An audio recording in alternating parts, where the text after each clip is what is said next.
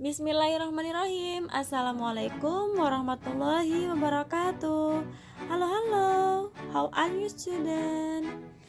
I hope you are all in a good conditions as always. Baiklah anak-anak, jumpa lagi dengan pelajaran bahasa Inggris. Nah, materi kita pada hari ini yaitu mengenai simple present tense. Do you know what is simple present tense? Apakah kalian tahu anak-anak simple present tense itu apa? Baiklah, Miss Novi akan jelaskan satu persatu. Simple present tense adalah tenses yang digunakan untuk menyatakan peristiwa yang terjadi di masa sekarang. Peristiwa yang berbentuk fakta dan juga kegiatan yang berulang-ulang atau kebiasaan. Contoh dari bentuk fakta, the sun rises from the east. Matahari terbit dari timur. Lalu untuk kegiatan yang menjadi kebiasaan atau rutinitas, kita bisa menggunakan contoh sholat 5 waktu dan bangun pagi setiap jam 5. Jadi untuk menyatakan itu kita menggunakan present ya. Lalu the relation of verb and pronoun she, he, it. Dan hubungan kata kerja dengan kata ganti she, he, it itu apa? Nah, di sini ada 4. Yang pertama, kata kerja bisa ditambahkan dengan huruf S jika subjeknya she, he, it. Lalu untuk yang kedua, kata kerja yang diakhiri dengan S, SS, SH, CH, X, dan Z maka ditambahkan dengan IS jika digunakan untuk subjek she, he, it ya. Di situ Miss Novi sudah memberikan contohnya. Lalu verb atau kata kerja yang diakhiri dengan huruf Y jika digunakan untuk she, he, it, kalian tambahkan iis. Contohnya he cries, she worries, kayak gitu ya. Lalu untuk yang terakhir, kata kerja yang berakhiran Y tapi sebelum Y ada huruf vokal A, I, U, E, O, maka kalian hanya tinggal menambahkan S saja. Ingat, ini kata kerja yang digunakan untuk subjek she, he, it. Oke, sampai sini apakah sudah paham? Jika sudah paham, maka kita akan lanjut ke contoh berikutnya. Seperti apa sih contohnya setelah tadi Miss Novi jelaskan kata kerja, penggunaan kata kerjanya. Oke, jadi ingat, untuk subjek she, he, it, kata kerjanya ditambahkan huruf S, itu menandakan bahwa subjeknya adalah orang ketiga tunggal ya. Selanjutnya kita lanjut ke structure.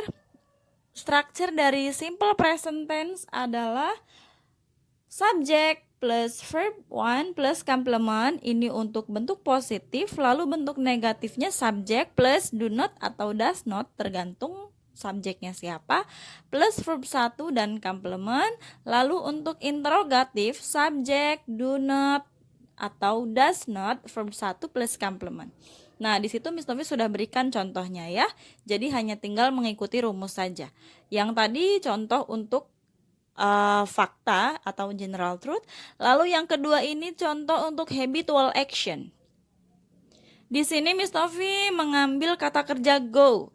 We go to school by bus. Kita pergi ke sekolah dengan menggunakan bus. Ini adalah hal atau kebiasaan yang berulang ya. Pergi sekolah menggunakan bus gitu. Lalu jika diubah menjadi kalimat negatif, kalian hanya tinggal menambahkan do not saja. Ya. Atau does not. Menggunakan do not jika subjeknya I, you, we, they. Menggunakan does not jika subjeknya she, he, it. Nah, untuk pertanyaan, do atau does-nya dipindah ke depan. Ini adalah contoh berikutnya.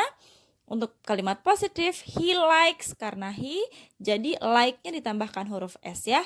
He likes ice cream, karena she, he, it. Negatifnya, Rafelda and Angel do not join. Setelah do not ada join, ketemu dengan kata kerja bentuk pertama ya. Selanjutnya, interrogatifnya, does Razan. Kenapa pakai does? Karena subjeknya Razan. Razan adalah orang ketiga tunggal, laki-laki. Jadi Razan ini masuk ke pronoun he. Makanya menggunakan does ya, bukan do. Does Razan read a lot of books? Jika sudah ada does, maka tidak perlu ditambahkan S lagi kata kerjanya. Jadi tidak perlu das Razan reads, tidak. Jadi read saja, oke? Baiklah, selanjutnya summary kesimpulan dari materi yang sudah Miss Novi jelaskan. Yang pertama, bentuk positif itu adalah normal sentence ya. Lalu negatif itu kalian hanya menambahkan do not atau does not sebelum verb. Lalu interrogatif, do not atau does not-nya pindah ke depan gitu. Jadi kalau untuk pertanyaan, do atau does-nya pindah ke depan ya. Lalu setelah ini kita akan mulai evaluasi ya. Jadi untuk evaluasi ini simpel sekali. Kalian hanya tinggal menuliskan contohnya.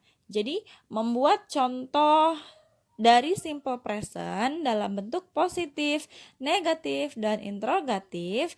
Lalu kalian tulis contoh itu di kolom komentar ya. Jangan lupa sertakan nama dan kelas masing-masing.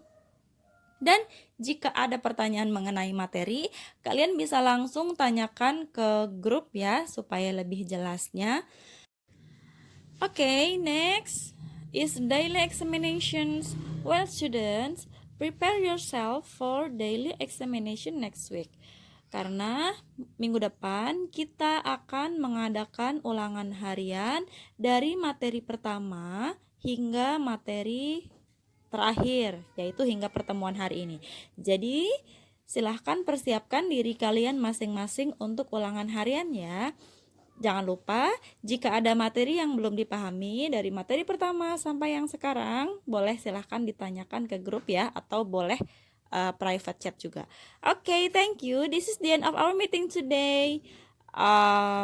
Good luck for you. See you next week. Wassalamualaikum warahmatullahi wabarakatuh.